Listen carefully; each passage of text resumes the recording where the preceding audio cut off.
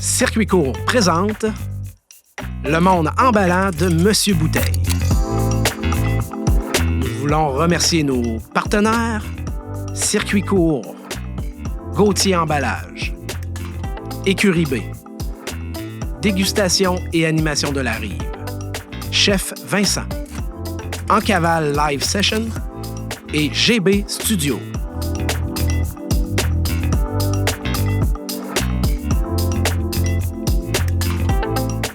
Bienvenue, vous êtes au segment Entre chums de Monsieur Bouteille, propulsé par l'agence Écurie B et Animation et Dégustation de la Rive. On est avec le chef Vincent aujourd'hui, Vincent Croteau, chef élu chef de l'année au Canada, imaginez-vous, en 2015-2016, nommé par la Fédération culinaire canadienne. Il est aussi disciple d'Escoffé, qui a été nommé en 2012, ainsi qu'Alain, mon fidèle collaborateur à l'émission. Alain, oui. Aujourd'hui, tu as invité Vincent. C'est quelqu'un que tu connais? Ah oui, c'est quelqu'un qui a une belle... C'est un grand ami. Vincent, oui, on est amis dans la vie, mais en plus de ça, on est amis au niveau du travail. Parce qu'il y a des gens qui veulent vivre des accords mais-bières, veulent vivre des parties privées, des clubs sociaux. Des fois, il y en a qui veulent avoir le chef sur place. Exact. Moi, je dis, Vincent, es-tu disponible? Puis quand Vincent me dit, oui, c'est beau. Fait que j'appelle, je dis, oui, Vincent est disponible. Fait que là, ils ont la possibilité d'avoir le chef de l'année au Canada en 2015-2016 chez eux ou dans l'endroit, autrement dit, de leur entreprise pour pouvoir vivre les choses. Dans le fond, Vincent fait partie de mes 2 livres que vous voyez ici. Puis Vincent, en plus de faire partie des 2 livres, mais c'est lui qui a tout créé avec Stéphane Renaud et 2 autres chefs, toute la mise en place des recettes pour le photographe. Là, fait que c'est, on a tout créé, pas créé les plats, mais on a tout fait les images. Oui, exactement. Puis dans le fond, c'est notre... styliste culinaire. Styliste, toi, t'étais styliste culinaire, ouais, exactement. Ça, ouais. Parfait. Fait que là, au niveau de aujourd'hui, on a quelle recette que tu nous fais, Vincent? Aujourd'hui, on va faire une poitrine de poulet, comme ça. Oui. Super la belle poitrine qui vient de la ferme Odette et Moreau, sur la route 116 à Saint-Agapi. Eux autres, c'est une ferme à dimension humaine. Ils font du bœuf, l'été, ils font du porc, ils font de l'agneau aussi. Ils font du poulet de grain, ils font pousser de l'argousier, ce petit fruit orange-là. Ça, c'est bon. Qui vient assaisonner beaucoup de choses.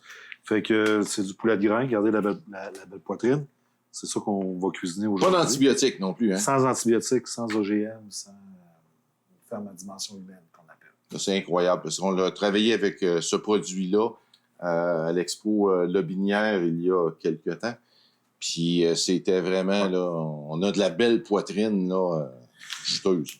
On va la farcir avec ce fromage-là qui s'appelle la lignée, qui vient de la ferme Philum à Saint-Nicolas, presque à Saint-Antoine-de-Tilly.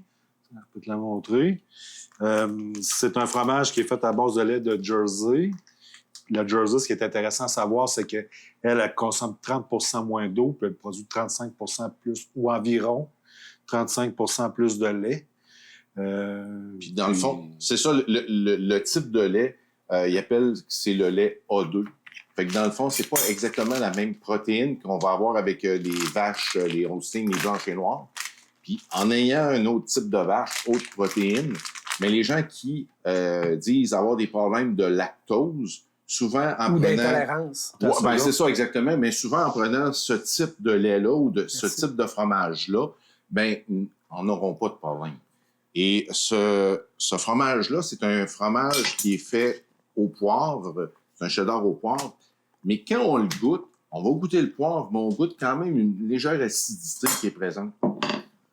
C'est pas le très, très citron, mais on goûte quand même une petite acidité, hein? C'est assez doux que le poivre vient juste relever un petit peu le goût du lait, puis le gras aussi du lait. Ça vient comme casser le gras. Très bon. C'est ce qui est intéressant.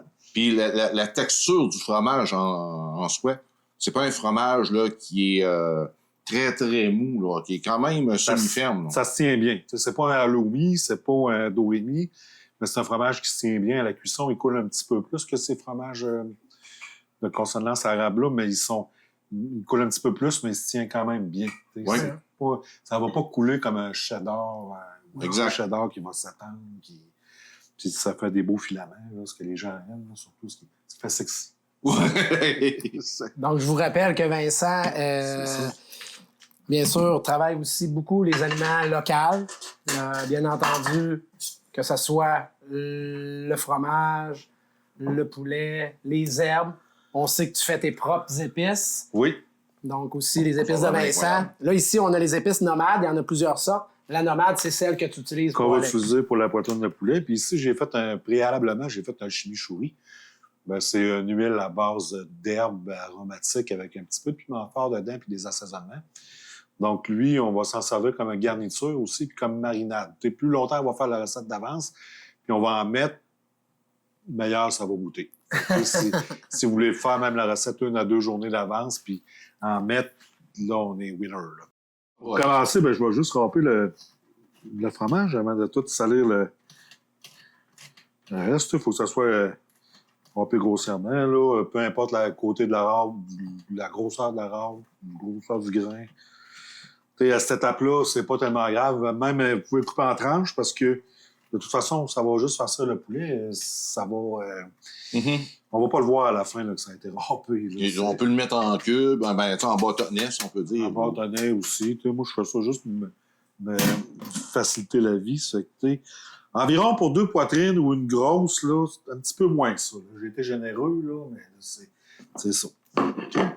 Fait que moi aussi, je vais ouvrir mon sac de poitrine. Regardez ça, la belle poitrine. C'est une belle poitrine. Oui, c'est ça. Fait que, C'est un poulet costaud. j'ai ça un petit peu. OK. Monter. Vite. Ça a toujours la forme d'un cœur. Hein? Je sais pas si on dirait un demi-cœur. Mm-hmm. Fait que, idéalement, là, on va la trancher en 2 dans ce sens-là sur l'épaisseur. Ce qu'on veut faire, c'est de faire un beau rouleau. Okay, vous allez comprendre un petit peu pourquoi. Tu vois, là, j'ai ma forme de cœur. Hein, je sais pas si on le voit bien Oh oui. ce que je t'explique. C'est parfait pour le Saint-Valentin, ça. Finalement. C'est une recette pour le Saint-Valentin, ça. OK, puis c'est une recette qui est assez facile à faire. Là. Ici, j'en mets un autre cérébrale dessus pour éviter de tout beurrer. C'est là que je sors l'arme. L'arme secrète. OK? Oh. Je vais Tu sais, ça a 2 buts, soit aplatir ou attendrir la viande. Tu sais, moi, d'ici, on a une viande de qualité, c'est plus dans le but de l'aplatir que de l'attendrir parce que c'est déjà tendre. Ce que je veux faire, c'est je vais donner un angle pour aller chercher une forme un peu plus rectangle que le cœur qu'on a au début. Je sais pas si vous voyez bien, là. Regardez, là, j'ai un escalope un peu qui ressemble à ça. OK? Je vais juste... Peux-tu me passer les épices? Avec plaisir. Hein? Ici. On en saupoudre généreusement. Parce que c'est pas un épice qui est très salé. En fait, dedans, il y a je vais vous le dire, des graines d'ajawan, OK? Puis des bourdons de casse. Ça, c'est comme un attendrisseur à viande naturelle. Il y en a, pour faire de la bavette, ils vont mettre de la papaïne, pour attendrir. La papaïne, ça va plus vite. Ça goûte moins. Ça, c'est sûr que c'est un assaisonnement, ça goûte. Mais sa plus grosse particularité, un petit peu au niveau du goût, mais la plus grosse particularité, c'est que ça attendrit énormément la viande. Ça fait que si on en met trop longtemps d'avance, ça peut venir... Quasiment avoir une texture plate. Ouais, défaire les fibres de la viande. Ouais. OK. C'est qu'après ça, ben, c'est sûr, on va donner 3-4 bons coups de moulin à poivre. OK. Ça, c'est au goût, hein. Si vous aimez ça plus, moins, on y va selon les goûts. Puis comme je vous ai dit, c'était pas vraiment salé. Je vais mettre ici, je vais mettre du sel. Je vais saler. Je vais en profiter pour saler l'intérieur, parce que ça va être la partie intérieure. OK. OK? C'est là que j'arrive avec mon super fromage. OK? Je vais en mettre pas mal. Quelqu'un, hein? Comme ça. OK. Ça fait une belle recette de Saint-Valentin. Ouais. Plusieurs occasions possibles, à mon avis, aussi. Oui. Puis là, je suis pas déconcentré, mais c'est important d'en mettre un petit peu à l'intérieur pour aller chercher tous les goûts qu'on veut avoir. C'est un beau mélange de Chimichurri. chimichurri. Ça se vend tout fait aussi. Hein. J'ai mon ami à la cuisine centrale là, à Québec, là, Sébastien Turgeon, qui en produit. Puis il en fait pas mal pour les épiceries. C'est un bon produit. Fait que les gens qui ne savent pas comment faire ça, ben, sont capables de le procurer. Puis il y a plein de recettes sur Internet. Puis là, à ce moment-là, avec mon papier, ce que je vais faire, c'est que je vais rouler. OK? Comme un sushi. Ouais, comme ça. Je vais m'organiser pour avoir un beau Certaines rouleau. structures, ouais. Puis je vais tasser ici. Puis là, je vais me prendre un papier neuf. OK. Puis, Tu vas le switcher. oups, là, je perds un petit peu de garniture. Là, je vais juste le rouler un petit peu mieux. Comme ça. Pour avoir un beau boudin. Puis, idéalement, pour que ça se tienne, on mettrait ça une vingtaine de minutes au congélateur. OK. OK? Le principe, c'est pas de le geler. C'est figé. C'est qu'il se fige un petit peu pour être capable de manipuler Par comme il la faut. suite. Ouais. OK. Là, je vais prendre un plat. Ça peut être une tôle, un plat, quelque chose qui... En fait, c'est parce que ça va couler un petit peu, mais pas beaucoup, mais ça va couler un petit peu quand on va le cuire. Faut que je vais mettre un petit peu d'enduit anticollant. Ben, c'est anti-adhésif. Anti-adhésif, c'est ça. T'as le bon Exactement.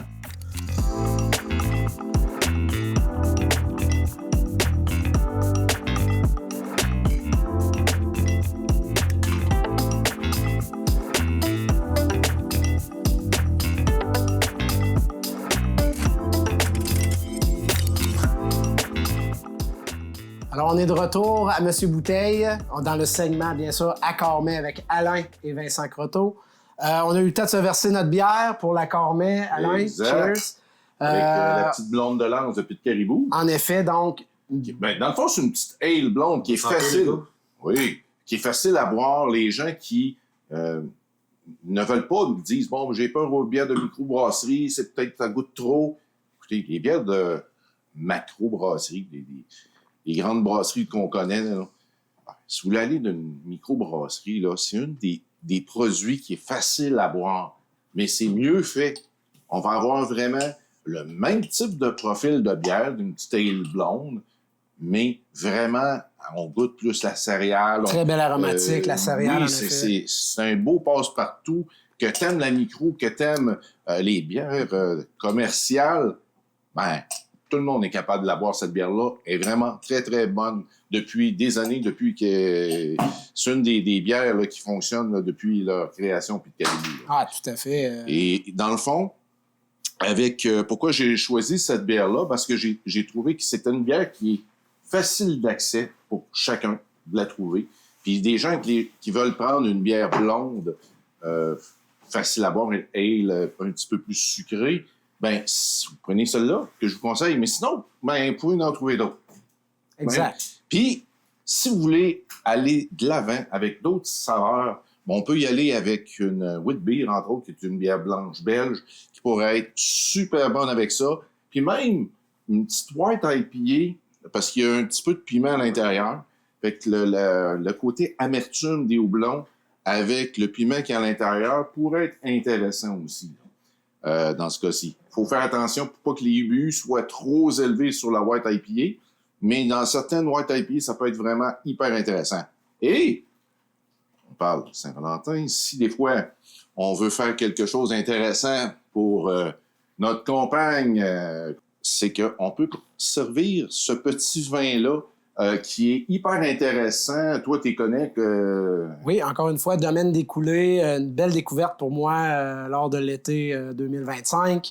En fait, l'amphora, l'avantage de l'amphora, c'est que c'est un vin acéricole. Les gens ne le savent peut-être pas, mais cette compagnie-là fait du vin avec de l'eau d'érable. Alors, un produit extrêmement balancé, un petit goût de noisette, de beurre, C'est pas riche comme un chardonnay, donc c'est ça qui devient intéressant. Donc, c'est l'alternative qu'on vous propose aujourd'hui pour aller avec le plat de Vincent. Vincent, explique-nous cette superbe assiette. Ça fait que c'est le poulet de la ferme Odette et Moreau qu'on a farci avec le fromage aligné de la ferme Pilum. Puis les épices qu'on a mis dedans, le montage qu'on a fait. Ensuite, j'ai remis un peu de chimichurri dessus, puis des échalotes pour la fraîcheur, puis un petit peu de piment pour le kick.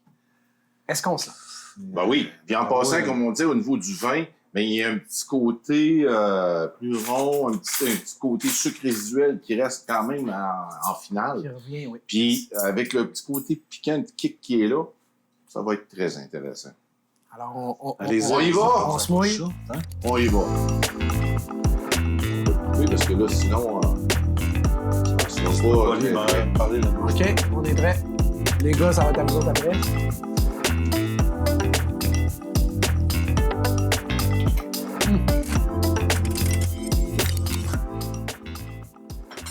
Un petit côté herbacé, salé. On les a toutes, hein? J'adore le fromage qui vient vraiment à la fin. Il vient tout prolonger cet amour-là.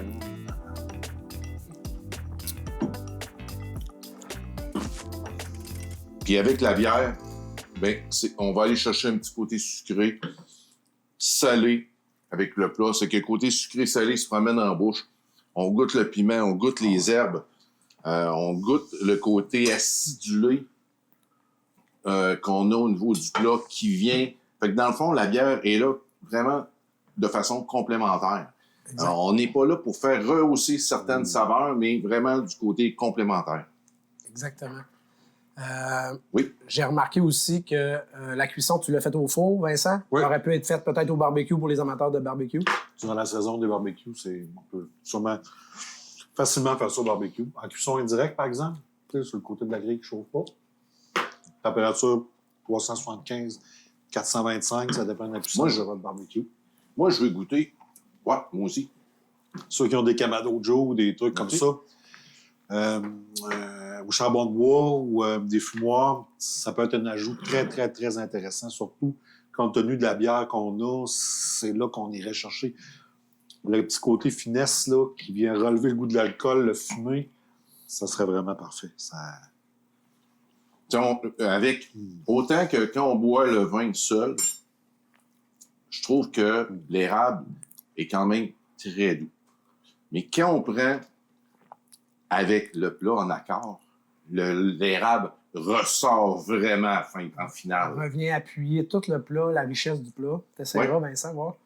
Intéressant parce que justement, ton chimichurri puis tout le fromage, surtout le poivre. Oui. Le poivre vient très, très bien à côté.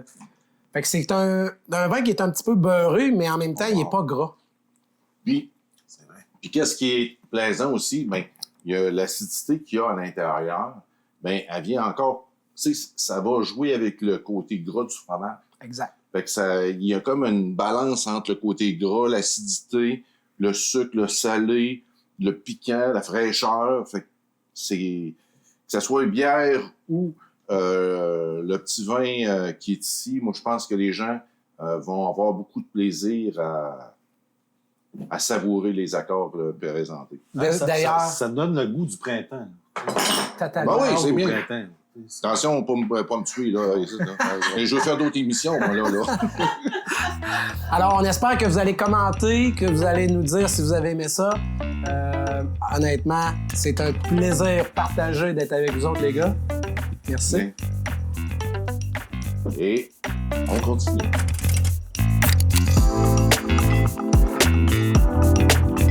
Aujourd'hui, on vous amène chez Apicole, une distillerie qui nous a charmés pour ses valeurs éco-responsables et qui est située en plein cœur de Saint-Roch. Allons-y.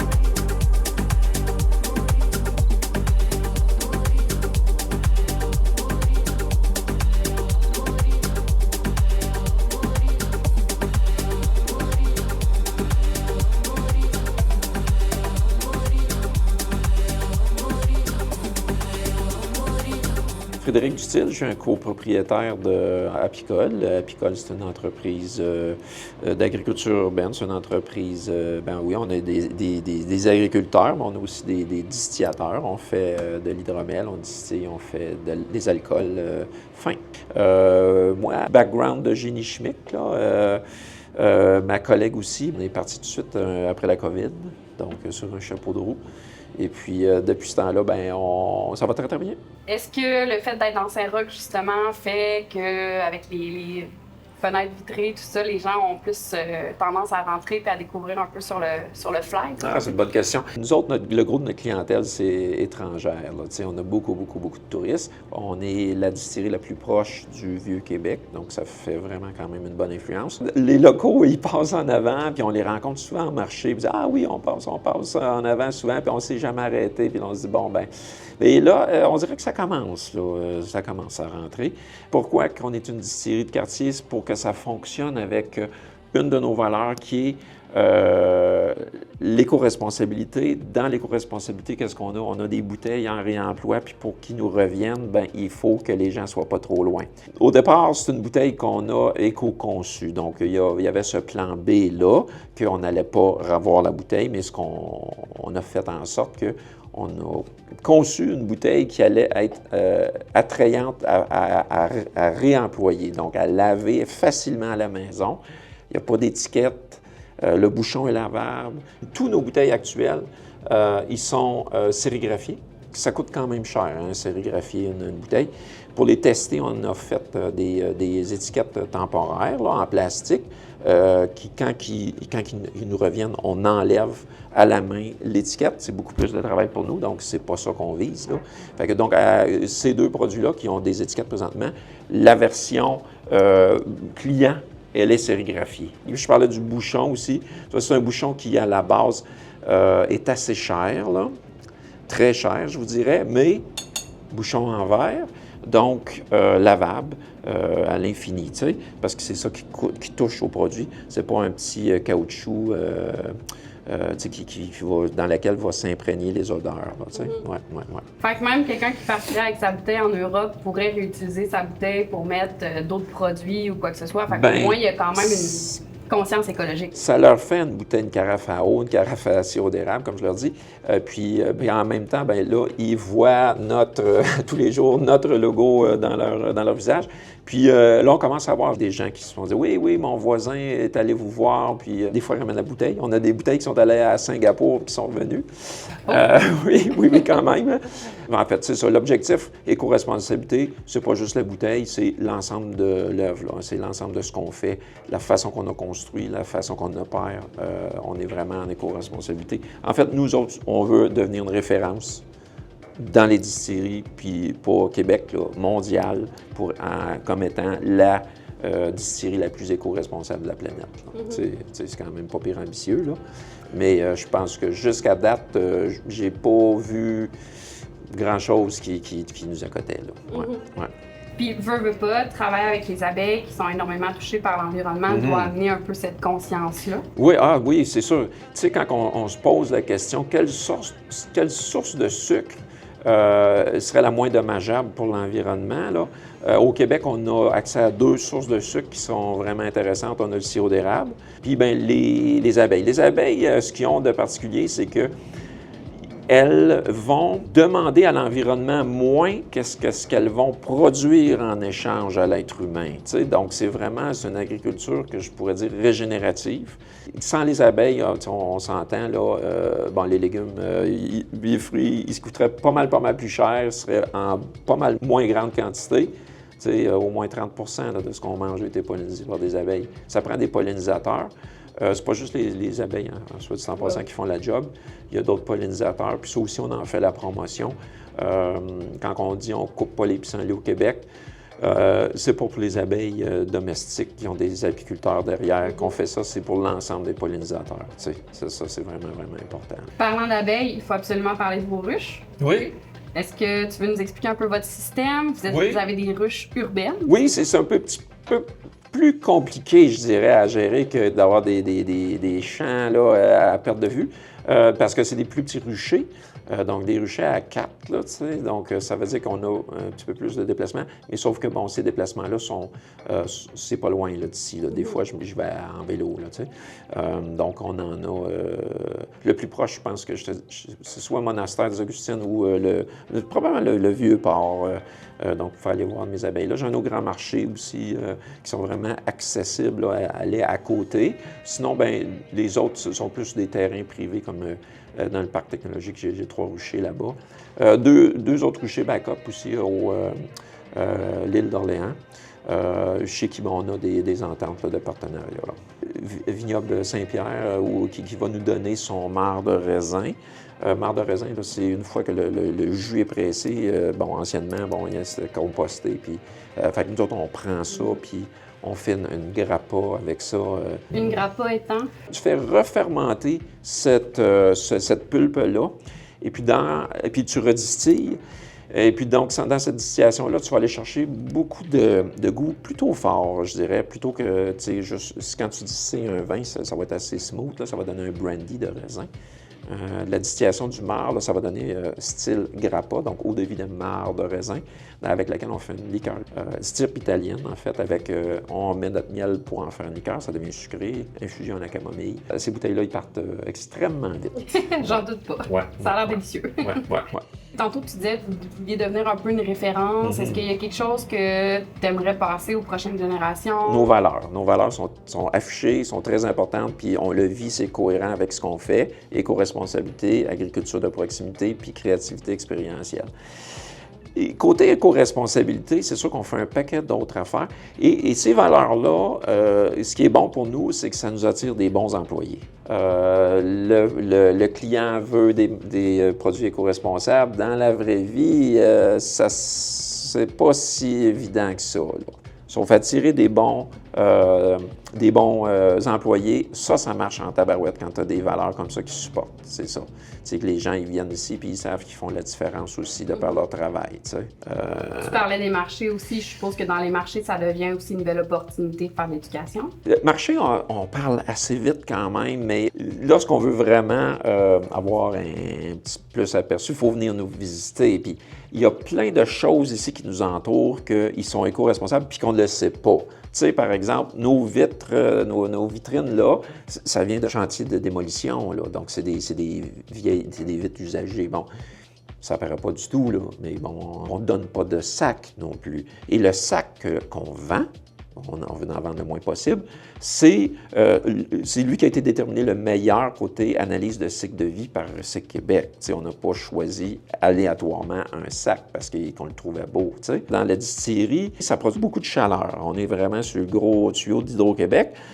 Bien, cette chaleur-là, la plupart des distilleries, ils s'en débarrassent. Cette chaleur-là, on la récupère pour faire fondre mon miel, pour préchauffer ma prochaine cuvée qui va être distillée. Je chauffe 3 heures de chauffe là, en faisant ça. Dans nos systèmes de ventilation, on a des systèmes d'échange de chaleur. L'air qui va rentrer va être préchauffé par l'énergie qui sort. T'sais. L'ameublement, il y a un paquet de choses qui sont du usagé. Donc. Fait que c'est pas juste dans le produit, c'est vraiment dans l'ensemble. L'ensemble. Puis ça, il faut que ça soit un travail qui a été fait en amont. C'est vraiment notre background d'ingénieurs, là, Nadine et moi, là, l'autre copropriétaire, qui avons fait en sorte que tout ça est intégré dès le départ. Là, ça doit être une belle force parce que c'est pas tous les ingénieurs en fait, c'est pas tous les distillateurs qui sont aussi ingénieurs. Moi, pour être honnête, la distillation, quand j'étais à l'école, c'était le cours que j'haïssais le plus. Là, mais bon, c'est parce qu'à l'époque, la distillation, c'était vraiment très, très orienté pétrolier, tout ça. Puis je m'en allais dans l'environnement. Je me dis, je ne ferais pas de pétrolier, moi, là, c'est sûr. Mais bon, avoir su, il aurait dû nous faire une coupe de lab en alcool, là, j'aurais peut-être plus allumé. Pour mettre en contexte aussi qu'à ce moment-là, les distilleries n'étaient pas encore autorisées au Québec. Ah oui, c'est ça. Fait que c'était juste des grosses, là. Puis on n'entendait pas vraiment parler d'emploi non plus dans ce domaine-là, fait que des choses qui roulaient depuis des centaines d'années, puis voilà. Effectivement, Effectivement, c'est un bon point. Lorsqu'il y a eu l'ouverture du permis, ça c'est sûr, on ne savait pas encore à quoi s'attendre. Puis là, j'ai dit, oh, voilà. Puis là, j'ai commencé à préparer un plan d'affaires. Ça fait très, très, très longtemps de ça. De la manière que ça fonctionne au Québec, là, je ne sais pas si vos auditeurs sont au fait, des permis de distillation, il y a deux types. Il y a artisans, ça c'est les agriculteurs, puis il y a les industriels. Mais les artisans, eux, on est des agriculteurs qui doivent produire notre propre source de sucre. Donc, on ne peut pas acheter ni l'alcool, ni le sucre. Il faut que ce soit notre sucre. Fait qu'on a quand même une responsabilité. Mettons, si on a une mauvaise saison, parce que ça arrive, hein, on a parlé de la mortalité des abeilles. Oui. J'ai eu des années à 65 de perte de mes colonies. Là, ça peut être un podcast juste là-dessus. Ah, mon Dieu. Puis, fait que c'est ça, c'est de pire en pire, là, je vous le dis, c'est vraiment de pire en pire. Donc, nous autres, il faut prévoir en conséquence d'avoir du miel de l'autre année d'avant. Puis l'avantage du miel, c'est que ça se conserve. Mais ça reste restrictif. L'objectif de ça, c'est vraiment, nous autres, d'être intégrés de l'abeille à la bouteille. Mais aussi, c'est qu'on peut vendre de notre ferme, parce que ici on est à la ferme, directement aux clients, sans passer par la SAQ. Parce que ça, c'est vraiment le gros frein, côté alcool au Québec. Les industriels, systématiquement, vont payer jusqu'à 250 dépendamment du pourcentage d'alcool, sur la marge de 250 va aller à la SAQ. Mais ça reste que si nous, on n'avait pas les artisans n'avaient pas cette option-là de vendre en dehors du système SAQ, il n'y en aurait pas d'artisans. Parce que ça coûterait vraiment, vraiment trop cher. Il n'y a à peu près pas d'artisans dans les SAQ. Puis ceux qui le font, ils font presque à perte, genre pour un peu avoir une vitrine qui Puis encore là, SAQ, ça aussi, on pourrait avoir un autre podcast là-dessus. Là. Oui. Ah ouais. Donc, j'en déduis que vous êtes seulement disponible ici. On a notre hydromel à la SAQ, pas dans toutes les SAQ, puis ça fait partie de l'autre podcast. Mais donc, pourquoi? Parce que l'hydromel, c'est un produit à 10 il n'y a pas de distillation, il n'y a pas d'enrichissement. Fait que ça fait en sorte que la cote là, de la SAQ est plus correcte pour nous. Là. Est-ce qu'il y a quelque chose que tu aimerais dire ou une info que tu aimerais partager par rapport à ton entreprise? Oui, en fait, tu sais, je parlais de mes valeurs, agriculture de proximité, vous comprenez un peu qu'est-ce que c'est. Donc, on est un des rares gins qui en fait, l'ensemble de nos alcools, il n'y a pas de pamplemousse de la Floride, là, parce que c'est pas local, ça, hein, on s'entend. Mais aussi, c'est que l'autre valeur importante, la créativité expérientielle, on a des ateliers de gin. Ça, c'est assez spécialisé, c'est un atelier de 3 heures qui développe, en fait, on développe en gang un gin avec des aromates 100% québécoises. Comment le fabriquer, le gin, comment le formuler, l'embouteiller. Fait que ça aussi, c'est plutôt unique à nos activités ici. Ouais. Puis ça, c'est une activité qui est proposée au grand public? Oui, grand public. Donc, on a soit une entreprise, une organisation se réserve un moment pour faire du team building ou peu importe, ou non, il y a des plages publiques à chaque mois. Oui, c'est ça. C'est un petit groupe de 8. Là. Donc, vraiment personnalisé avec 2 maîtres distillateurs. Ouais. C'est un beau moment pour refaire d'éducation en ce moment-là, je suppose? Oui, tu sais, on va vraiment, ça va être vraiment axé sur la difficulté de fabriquer un gin, tu sais, parce que, puis pourquoi qu'on fait ça en groupe, puis pourquoi que les gens doivent partager, puis doivent échanger sur les sélections qu'ils ont faites de leurs aromates, c'est parce que tu peux pas faire un gin tout seul dans ton coin, tu sais, oui, il y a ton goût très spécifique, mais peut-être tu as passé à côté des affaires. Fait qu'il y a beaucoup d'argumentation pendant l'atelier, puis tu sais, on va bouger les concentrations, les quantités, qu'est-ce qu'on met pas, puis voilà. Pour terminer, comment tu te vois d'ici les 5 prochaines années? Il y a plein de marchés, là, il faut juste trouver le temps, là, mais il y a plein de marchés qu'on n'a pas encore exploités. Tu sais, il y a beaucoup de restaurants à Québec, beaucoup de restaurants haut de gamme. Beaucoup d'entre eux vont dire que, tu sais, ils favorisent les aliments locaux et tout ça, donc l'approvisionnement local. Nous, on est l'alcool la plus locale qu'ils ne peuvent pas avoir. Hein. Fait que, donc, on n'a pas exploité ce segment de marché-là du tout encore. Puis, on a aussi quelques développements de produits qui sont dans des barils en arrière. C'est pas sortir, mettons, 4 sortes de gin, là, qui est notre objectif. C'est vraiment de faire un de chaque, tu sais. Par exemple, là, on fait le schnapps aux prunes pour le marché Noël allemand. Là. Donc, on a des très beaux produits qui s'en viennent. Puis, il fait partie d'une grande famille qui s'appelle Biosphère. Donc, c'est une association, c'est une certification pour le tourisme durable. On est plusieurs entreprises à Québec qui est ça. Bien là, j'espère juste qu'on va faire du maillage avec toutes ces entreprises-là pour leur permettre justement d'avoir leur alcool éco-responsable chez eux. Bien, c'est super intéressant. Merci beaucoup pour ton temps. Merci. Puis je souhaite longue vie à Apicole. Ah, bien merci. Merci. Alors, merci beaucoup à Noémie, cette personne professionnelle que tout le long de la saison a fait des chroniques et des entrevues extraordinaires avec des images superbes. Donc, merci beaucoup à Noémie, Francis, Jonah du collectif En Cavale.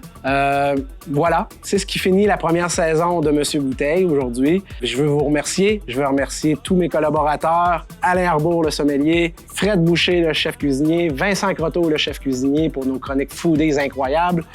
Toutes les personnes qui ont passé en entrevue avec nous, je vous remercie vraiment. Les auditeurs, n'oubliez pas d'aller liker, de continuer à nous suivre. On va revenir pour une deuxième saison bientôt. On va vous tenir au courant, donc soyez à l'affût. Mais ne vous inquiétez pas, je vais continuer à faire un petit peu des chroniques, des petits reels pour vous expliquer dans le domaine de l'emballage autant que de la production, de l'alimentaire, des accords mets. On va aller voir les détaillants aussi sur place. Donc, il va y avoir en masse de contenu pour que vous puissiez continuer à être informés avec nous. Alors, on vous souhaite une belle été. On a quelques événements à vous communiquer aussi dans le courant de l'été. Alors, restez à l'affût, même cochez comme étant un abonné de la chaîne YouTube de Le Monde de Monsieur Bouteille. Alors, n'hésitez pas à nous communiquer, à commenter les bons coups qu'on a fait cette saison, ou même les mauvais, si vous voulez. On va essayer de vous répondre et de s'ajuster, bien entendu, pour la prochaine saison. Alors, merci beaucoup. À bientôt.